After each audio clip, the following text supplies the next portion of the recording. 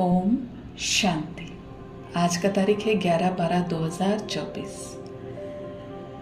आज हेडलाइंस में बाबा कह रहे हैं, मीठे बच्चे, बाप का मददगार बन इस आयरन एज्ड पहाड़ को गोल्डन एज बनाना है। पुरुषार्थ कर नई दुनिया के लिए फर्स्ट क्लास सीट रिजर्व करानी है। और आज का प्रश्न है, बाप की फर्ज अदाई क्या है? कौन सा फर्ज पूरा करने के लिए संगम पर बाप को आना पड़ता है? तो बाबा उत्तर में समझाने दे रहे हैं, बीमार और दुखी बच्चों को सुखी बनाने, माया के फंदे से निकाल गनेरे सुख देने, ये बाप की फर्ज अदाई है जो संगम पर ही बाप पूरा करते हैं। बाप कहते हैं, मैं आया हूं तुम सबका मर्ज मिटाने। बाप आए हैं हम सबका मर्ज मिटाने, तो सब पर कृपा करने। अब पुरुषार्थ कर 21 जन्मों के लिए अपनी ऊंच तकदीर बना लो। तो आज बाबा पूछ रहे हैं कि बाबा का कौन सा फर्ज अदाई है और वो पूरा करने के लिए बाबा संगम पर आते हैं। तो उत्तर में बाबा समझाते हैं कि जो बीमार हैं और दुखी बच्चे हैं उन्हें सुखी बनाने के लिए, तो बीमारी तन की मन की, तन की है हमारे कर्म भोग से और मन की है हमारे बुरे संस्कारों के। तो अब बाबा इन दोनों से ही हमें छुड़ाने आए हैं। ज्ञान के आधार से जब बाबा हमें ज्ञान देते हैं तो आत्मा परिवर्तन होती है और बीमारी से छूटती है।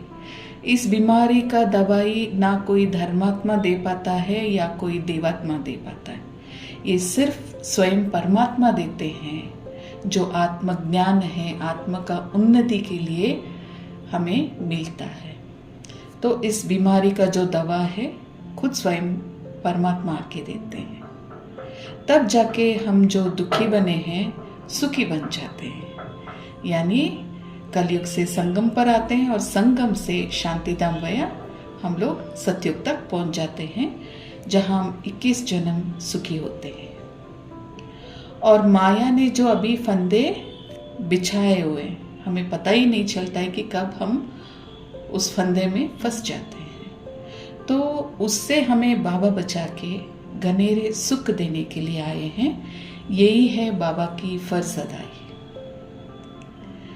जो संगम पर ही बाबा आके पूरा करते हैं। इस 5000 वर्ष का जो ड्रामा है, इसमें सिर्फ बाबा आते हैं संगम युग पर अपना फर्ज अदा करने के लिए। तो उनका फर्ज है दुखों को सुखी करना और बीमारी से छुड़ाना। और बाबा कहते हैं, मैं आया हूं तुम सबका मर्ज मिटाने। अब ये इतनी बुरी कड़ी बीमारी है जो हमारे 33 जन्म से देहाभिमान और विकार और विकर, तो इतनी बुरी और कड़ी बीमारी जो हमारे आत्मा में लेप और चेप बन के बैठा हुआ है, तो ये हमें खाया ही जा रहा है ये बीमारी, क्योंकि इसका जो सही रास्ता है हमें पता नहीं कि हम कैसे निकले इस बीमारी से जब तक बाबा ना आए। तो ये ज्ञान बता के बाबा हम पर कृपा करते हैं कि बच्चे देखो, आपका जो विकर्म का बोझ है, चाहे वो शरीर का हो, मन का हो या फिर संबंध संपर्क का हो, ये सब आपने ही खुद बुने हुए जाल है। तो इससे अभी आपको ही निकलना है बाहर। तो इसका सच्ची ज्ञान बाबा भी सुनाते हैं। अब पुरुषार्थ कर 21 जन्मों के लिए अपनी ऊंच तकदीर बनाना है। अब कृपा करके तो बाबा ने ज्ञान बता दिया, सुना दिया। अभी पुरुषार्थ किसको करना है? हमें ही खुद करना है। तब जाके हम अपनी ऊंच तकदीर बना पाएंगे और 21 जन्मों का प्राप्ति है। क्योंकि जब हमने ही इस चक्कर में आके अपने आप को इसमें फंसा है, तो अब ज्ञान के आधार से हमें ही इससे बाहर निकलना भी है। तो इसी का नाम पुरुषार्थ है और इसी को हम जीवन में करना भी है इस संगम युग में। तो पुरुषार्थ करके ही हम बाहर निकल सकते हैं। आत्मा को उत्तम बनना है ना सतयुग में जाने के लिए, तभी तो हम 21 जन्म की प्राप्ति को पाएंगे। और आगे आज मुरली में बाबा बताते हैं कि सतयुग में बरोबर देवी देवताओं का राज्य था, त्रेता में राम सीता का है। बाबा आदि मध्य अंत का राज बतलाते हैं। बच्चे पूछते हैं, बाबा हम माया के फंदे में कब फंसे? बाबा कहते हैं द्वापर से। तो जैसे ही हम लोग सतयुग और त्रेता युग को पास करते द्वापर तक आ पहुंचे, तो ये जो देह अभिमान का फंदा है ना, उसमें हम अपने आप को हमने फंसा लिया और उसमें आके अवगुण रावण के जो 5 विकार हैं वो भी फंस गई। तो इस वजह से बहुत नुकसान में आए हैं हम। तो नंबरवार फिर दूसरे धर्म आते हैं, तो हिसाब लगाना चाहिए और समझ सकते हैं कि इस चक्र में कौन कौन कब कब आते हैं अपना पाठ बचाने के लिए। तो शिव बाबा कहते हैं, मैं 5000 वर्ष बाद आता हूं संगम पर अपना फर्ज निभाने। तो ये है बहुत बड़ी बीमारी। तो ये है बहुत बड़ी बीमारी। तो सभी बीमारियों का मूल है 5 विकार। ये जो बीमारी है ना, इसका मूल है 5 विकार। तो बच्चे पूछते हैं ये कब से शुरू हुआ? तो बाबा कहते हैं द्वापर से शुरू हुआ है ये बीमारी आपको। तो रावण की बात समझनी है। अब हम हमेशा ये कह देते हैं कि भाई माया तो बहुत कड़ी है, वो तो बहुत बड़ा पेपर लेके आती है। ये जो रावण है ना, हमसे विकर्म करवा देता है। तो आज बाबा रावण के बारे में बता रहे हैं। तो रावण को कोई देख नहीं सकता। ये तो ऐसे एक अवगुण है जो देहाभिमान के साथ साथ ही हमारे अंदर बस जाती है आत्मा में, और इसी के वशीभूत होके हमारी जो इच्छाएं हैं वो देहाभिमान के वश होके और विकारों के वश होके विकर्म बन जाते हैं। तो बाबा कहते हैं रावण को कोई देख नहीं सकता, बुद्धि से समझा जाता है, बाप को भी बुद्धि से जाना जाता है। अब आत्मा मन और बुद्धि सहित है ना। देखिए बाबा कितनी खूबसूरती से ये समझाने दे रहे।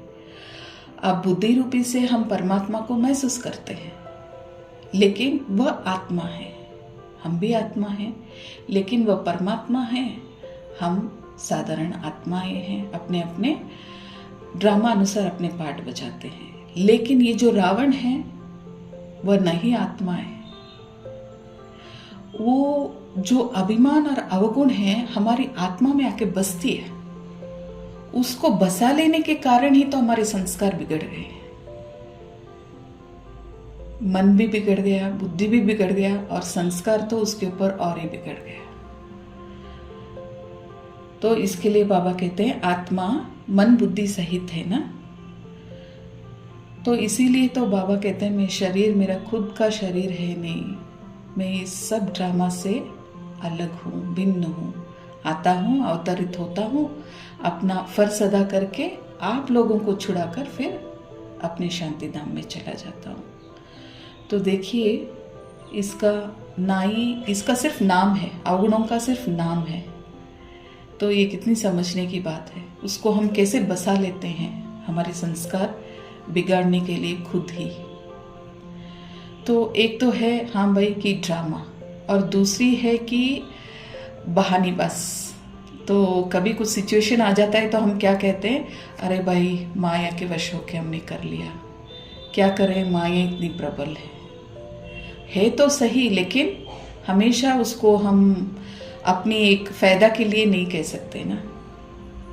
तो बाप भी समझाते हैं कि मेरा भी पाठ है। कल्प कल्प संगम पर आकर मैं पाठ बजाता हूँ। जिन बच्चों को मैंने सुख में भेजा था वह अब दुखी बन बैठे। तो बाबा आगे समझाने दे रहे हैं ब्रह्मांड का। तो बाबा कहते हैं ब्रह्मांड में तो आत्माएं अंडे मिसाल रहती हैं, निराकारी झाड़, हर एक का अपना अपना सेक्शन है, यानी सब धर्मात्मा, देवात्मा, जो भी आत्मा है सबका अपना अपना पार्ट है, यानी सेक्शन है, सॉरी। तो इस झाड़ का फाउंडेशन है भारत का सूर्यवंशी चंद्रवंशी घराना। जो ये झाड़ है इसका फाउंडेशन जो है भारत का सूर्यवंशी और चंद्रवंशी घराना। फिर वृद्धि होती है, मुख्य है 4 धर्म। तो हिसाब करना चाहिए कौन से धर्म कब आए। जैसे गुरु नानक 5000 वर्ष पहले आए, ऐसे तो नहीं। सिख लोग को 84 जन्म का पार्ट बजाते, तो सिख लोग 84 जन्म का पार्ट बजाते हैं। तो गुरु नानक ने ज्ञान तो दिया कि 84 का चक्र, तो ऐसे नहीं वो आते ही द्वापर से हैं धर्मात्माएं। तो जो भी देवात्माएं वही 84 जन्म का पात्र बजा सकते हैं, यानी ड्रामा में अभिनय कर सकते हैं। जो द्वापर से आते हैं वह लोग तो 84 का चक्कर में आ नहीं सकते हैं। तो आगे बाबा समझाते हैं, बाबा ने समझाया है तुम्हारी ही ऑलराउंड पार्ट है। तो हम ही ऑलराउंड पार्ट बजाते हैं। ऑलराउंड यानी आदि सनातन देवी देवता धर्म से लेकर इस अंतिम समय ब्राह्मण जीवन तक। तो हम ही ऑलराउंडर पार्टदारी हैं। ब्राह्मण यानी संगम युग से बाबा बता रहे हैं, ब्राह्मण, देवता, क्षत्रिय, वैश्य, शूद्र तुम बनते हो। क्योंकि जब हम ब्राह्मण बनते हैं तब जाके आगे का भाग्य बनाते हैं, अपने भाग्य की रेखा को रूपित कर ले जाते हैं आगे आने वाली जन्म में सुख भोगने के लिए। तो पहला ये संगम युग से ही शुरू होगा। तो ब्राह्मण, देवता, फिर क्षत्रिय, वैश्य, शूद्र, सब जब पूरा बैटरी खत्म हो जाता है फिर हम ब्राह्मण बन के बाबा से पूरा ज्ञान को भरते हैं अपनी आत्मा में। और बाबा कहते हैं तुमने वेद शास्त्र तो बहुत सुने, अभी ये सुनो और जज करो कि शास्त्र राइट है या गुरु लोग राइट है या जो बाप सुनाते हैं वह राइट है। बाप को कहते ही हैं ट्रूथ, मैं सच बतलाता हूं जिससे सत्युग बन जाता है। बाबा के सच बताते हैं जिससे सत्युग बन जाता है। और द्वापर से लेकर तुम झूठ सुनते आए हो तो उससे नरक बन पड़ा है। देखिए इस संगम युग में बाबा आते हैं और आके हमें जब सत्य ज्ञान सुनाते हैं तो हम सचखंड के मालिक बन जाते हैं। और जैसे ही द्वापर में हम खुद देहाभिमान के वश हो जाते हैं और विकार हम में आ जाती है, अवगुणों के जो 5 विकार हैं हम में बसेरा कर लेती है, तो देखिए नरक बन जाता है। तो सच्ची युद्ध शुरू द्वापर से ही थोड़ा थोड़ा अपनी असर होती जाती है संस्कारों का, स्वभावों का, विकर्मों का। तो बंधन वहां से ही हिसाब किताब का शुरू होते होते होते कलयुग के अंत तक एकदम कड़े बंधन और विकर्मों के बोझ सिर पे आ जाते हैं। और आगे बाबा समझाने दे रहे हैं, बाप कहते हैं मैं तुम्हारा गुलाम हूं। भक्ति मार्ग में तुम गाते आए हो ना, मैं गुलाम हूं, मैं गुलाम हूं। अब मैं तुम बच्चों की सेवा में आया हूं। बाप को निराकारी निरंकारी गाया जाता है। तो बाप कहते हैं मेरा फर्ज है तुम बच्चों को सदा सुखी बनाना। गीत में भी आगम निगम के वेद खोलो, ऐसा एक गीत है ना, शिव बाबा का डमरू डम डम बोले, आगम निगम का वेद खोले। तो इस गीत का जो भी वर्णन किया हुआ है उसके बारे में बाबा इधर पूरी समझानी दे रहे हैं 4 लाइन में। तो मैं इस समय करन करावन हार हूं। तो बाबा आके बच्चों को कैसा योग लगाना है वो भी सिखाते हैं, सिखलाकर फिर हमसे भी सेवा कैसे करना है उसको भी सिखाते हैं। तो दोनों ही कर्तव्य बाबा का है। कहते हैं ना, योग लगवाने वाले, झोली भरने वाले, मर्ज मिटाने वाले। देखिए, तो मर्ज मिटाने वाले तो गीता का भी पूरा अर्थ समझाते हैं। योग सिखलाता हूँ और सिखलवाता भी हूँ। बच्चे योग सीख कर फिर औरों को सिखलाते हैं। ऐसे गीत भी कोई घर में बैठ के सुने तो सारा ही ज्ञान बुद्धि में चक्र लग जाएंगे। बाप की याद से वर्षे का भी नशा चढ़ेगा। सिर्फ परमात्मा व भगवान कहने से मुख मीठा नहीं हो जाएगा। सिर्फ परमात्मा या भगवान कहने से मुख मीठा नहीं हो जाएगा। बाबा मनाही वर्षा, बाबा मनाही वर्षा, सुखदाता। तो बाबा कहते हैं, तुमको कोई पुस्तक आदि हाथ में नहीं है। यानी बाबा जो समझाने दे रहे हैं, तुमको कोई पुस्तक आदि हाथ में नहीं रखनी है, बच्चों को सिर्फ धारणा करनी होती है। तुम हो सच्चे रूहानी ब्राह्मण, रूहानी बाप के बच्चे। तुम सब, यानी बाबा कहते हैं हम हैं सच्चे ब्राह्मण और रूहानी बाप के बच्चे। सच्ची गीता से भारत स्वर्ग बन जाता है। तो जैसे शास्त्र पढ़ते हैं तो वे लोग पुस्तक रख के सिखाते हैं, सीखते हैं। तो बाबा कहते हैं कि मैं अवतरित होकर आपको ज्ञान सुनाता हूँ और आप अपने आत्मा में उसको धारण करो, तो वो आपके आत्मा में रिकॉर्ड बन जाना चाहिए। आपको कोई पुस्तक को हाथ में नहीं रखना है। तो आपका जो मस्तक है उसी को आपने पुस्तक बनाना है। पॉइंट ऐसे आपकी आत्मा में रहनी चाहिए कि जब भी कोई पूछे तो झट से उसका जवाब दे सके। ज्ञान इतनी अच्छी धारणा होनी चाहिए। तो तुम सब पार्वतियां हो, तुमको यह अमर कथा सुना रहे हैं। तो बाबा भी हमें अमर कथा सुना रहे हैं अमरपुरी में जाने के लिए। और तुम सब द्रौपदियां भी हो। कहते हैं तब बच्चे कैसे पैदा होते हैं। फिर सत्योग का बात को बाबा बता रहे हैं कि योग बल से कैसा बच्चा पैदा होंगे। इस बात की बहुत लोगों का सवाल है ये बात के ऊपर। तो बाबा कहते हैं ड्रामा अनुसार जो होना है वह होगा। तो आगे बाबा कहते हैं, जब देवताएं थे तो क्षत्रिय नहीं, जब क्षत्रिय थे तो वैश्य नहीं, जब वैश्य थे तो शूद्र नहीं। ये सब समझने की बातें हैं। तो जैसे जैसे चक्र फिरता है सृष्टि चक्र का, तो आत्मा जो संस्कार यहाँ से बर के जाती है अपना अपना पाठ बजाने की, वो आत्माएं परंधाम से अपना अपना पाठ बजाने के लिए अपने टाइम पे आती है। चाहे वो सतयुग हो या त्रेता युग हो या कलयुग हो। लेकिन सभी एक समय पे नहीं आएगा। जैसे समय बीतता जाता है वैसे वैसे परिवर्तन होते जाते हैं और आत्माओं के स्टेजेस भी बदलते जाते हैं। बाकी रावण का कोई भूत व शरीर तो है नहीं। तो बाबा कहते हैं जैसे अभी यहाँ शास्त्र मार्ग में उनका एक चित्र बनाते हैं, उनका 10 सिर का जो पुतला बनाते हैं, तो ऐसा कोई उनका शरीर नहीं होता है।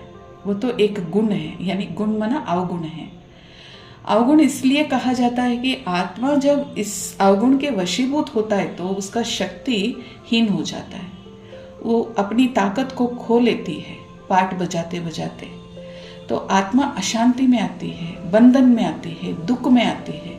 इसके लिए कहा जाता है कि रावण का जो अवगुण है वो हमारी शक्ति को हीन कर देता है। तो ये कोई शरीर नहीं है, ये अवगुण है। बस हम इसके वशीभूत हो जाते हैं ड्रामा अनुसार, समय अनुसार। तो अब बाबा समझाने देते हैं, जो सब बातें हैं उसका जो सैक्रिन है वह है मन मना भवा।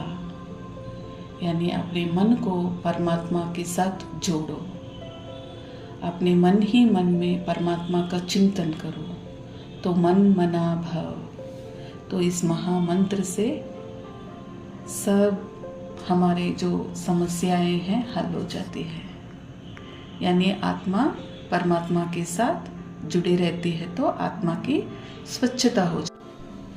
और आज धारणा के लिए मुख्य सार में बाबा कहते हैं, पहला पॉइंट, स्वयं को ब्रह्मा मुख वंशावली समझकर पक्का पवित्र ब्राह्मण बनना है। कभी अपने इस ब्राह्मण कुल को कलंकित नहीं करना है। दूसरी पॉइंट है, बाप समान निराकारी निरहंकारी बन अपनी फर्ज अदाई पूरी करनी है। रूहानी सेवा पर तत्पर रहना है।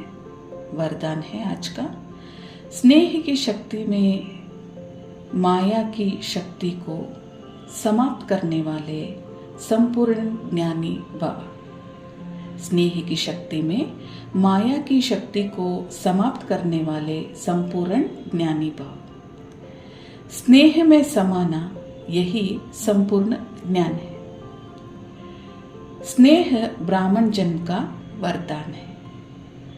संगम युग पर स्नेह का सागर स्नेह के हीरे मोतियों का तालियां भर देते हैं। स्नेह के हीरे मोतियों की तालियां भर दे रहे हैं, यानी भर कर दे रहे हैं। तो स्नेह में संपन्न बनो, यानी थाली भर भर के बाबा अभी हमें स्नेह के हीरे मोतियां दे रहे हैं। स्नेह की शक्ति से परिस्थिति रूपी पहाड़ परिवर्तन हो, पानी समान हल्का बन जाना चाहिए। तो परिस्थिति पहाड़ जैसी होती है, तो उसे स्नेह के आधार से हमें एकदम पानी जैसा हल्का बना देना है। एक तो पानी हल्का भी होता है और बहता है,